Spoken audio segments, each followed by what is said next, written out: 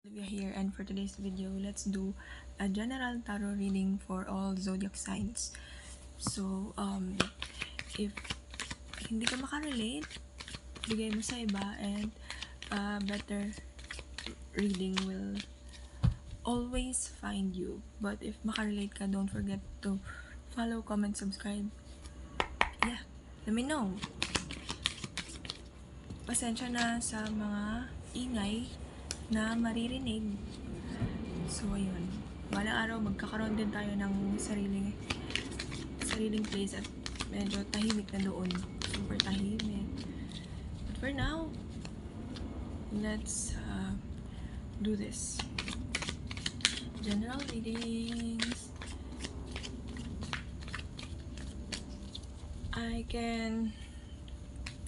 Aquarius energy, pwedeng ikaw ay connected sa Aquarius, air signs, Gemini, Libra, Aquarius, or ikaw mismo na nanonood nito ay prominent or madaming Gemini, Libra, Aquarius, air signs placements. Let's do this one.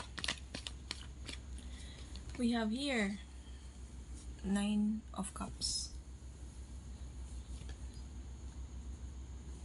King of Pentacles,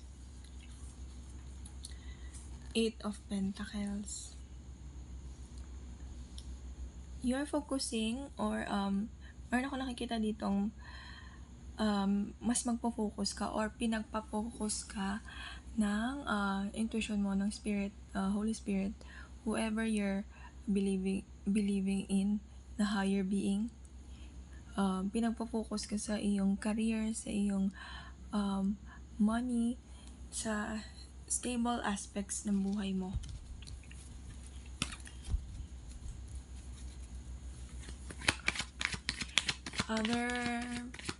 What else? For some of you here naman, medyo nagkakaroon ka ng fear of losing something na very mahalaga sa'yo. Parang sobra mo siyang kinakapitan na to the extent na parang hindi mo na napapansin na nagiging controlling ka na towards this person.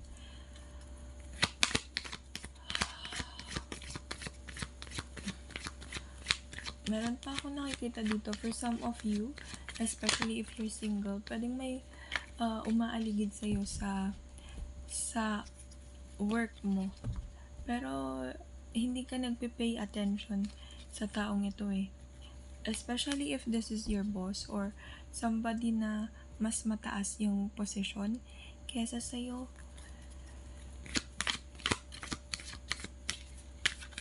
Okay. 4 of Cups,